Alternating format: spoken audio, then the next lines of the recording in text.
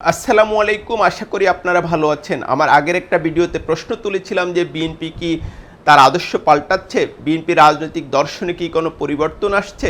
আমরা যেটা জানি যে বাংলাদেশি জাতীয়তাবাদ এবং ইসলামী মূল্যবোধ বিএনপি রাজনীতির একটি অন্যতম প্রধান ভিত্তি এবং একদম প্রতিষ্ঠা লগ্ন থেকে যেটা দেখা গেছে বিএনপিতে যেমন প্রখ্যাত মুক্তিযোদ্ধারা ছিলেন, তেমনি রাজাকার হিসেবে আলোচিত অনেক রাজনীতিবিদও বিএনপিতে স্থান পান। অন্যদিকে জামাতের সঙ্গে বিএনপির দীর্ঘদিনের একটা সখ্যতা ছিল, মিত্রতা ছিল, তারা একসঙ্গে জোট করেছেন, সরকার গঠন করেছেন। এটা নিয়ে অনেক আলোচনা সমালোচনা আছে, কিন্তু আমরা যেটা দেখছি যে গত কয়েক মাস ধরে বিএনপি রাজনীতিতে একটা পরিবর্তনের হাওয়া দেখা যাচ্ছে। মুক্তিযুদ্ধ ইস্যুটা বিএনপি আবার খুবই গুরুত্বপূর্ণ হিসেবে রাজনীতিতে উপস্থাপন করছে, বিশেষ করে জামাতের যে মুক্তিযুদ্ধকালীন ভূমিকা সে কথাটা তারা বারবার মনে করিয়ে দিচ্ছে।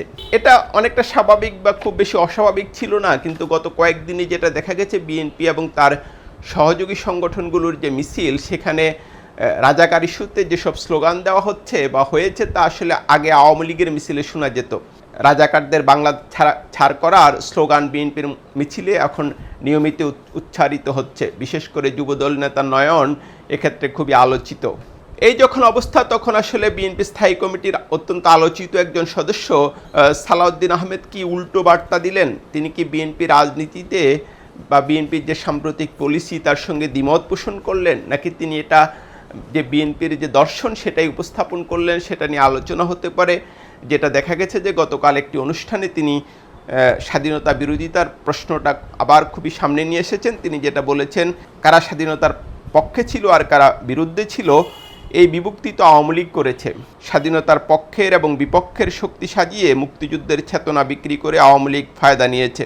তিনি প্রশ্ন তুলেছেন যে সে একই রাজনৈতিক অস্ত্রকে আমরা ব্যবহার করতে পারি, এবং তিনি ওই শ্রোতারা বলেছেন পারেন না, এবং তিনি নিজে যে কনক্লুশন টেনেছেন সেটাও হচ্ছে যে মুক্তিযুদ্ধ চেতনার এবং বিভক্তির এই রাজনীতি বিএনপি প্রত্যাখ্যান করে বা বিএনপি করতে পারে না। তিনি আরেকটা যেটা বলেছেন যে ঐক্যবদ্ধ হতে হবে আমাদের, আমরা ঐক্যবদ্ধ জাতি চাই, এবং এটা হবে জুলাইতে যেমন ঐক্য ছিল সেটার ভিত্তিতে, এবং জুলাইয়ের যারা বিরোধিতা করেন তারা ছাড়া, পেশিবাদ এবং পেশিবাদের দোষর ছাড়া আর সমগ্র জাতি ঐক্যবদ্ধ থাকবে। রাজনৈতিক দলগুলোর মধ্যে মতবিরোধ থাকতে পারে, তারা কিছুটা গণতান্ত্রিক সংগ্রামও করতে পারে, বিতর্ক হতে পারে, কিন্তু দিনের শেষে তারা একটা ঐক্যের মাধ্যমে এগিয়ে যাবে, এবং জুলাই হবে এর অন্যতম প্রধান ভিত্তি।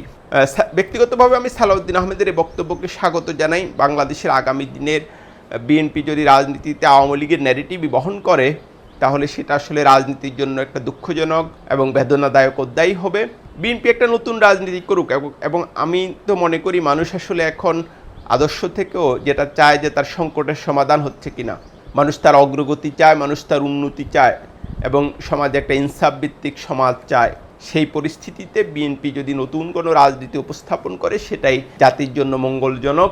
আওয়ামী লীগের রাজনৈতিক মতাদর্শ যদি বিএনপি প্রচার করে, সেটা আসলে খুব বেশি সহায়ক হবে বিএনপির জন্য আখেরে, সেটা মনে হয় না।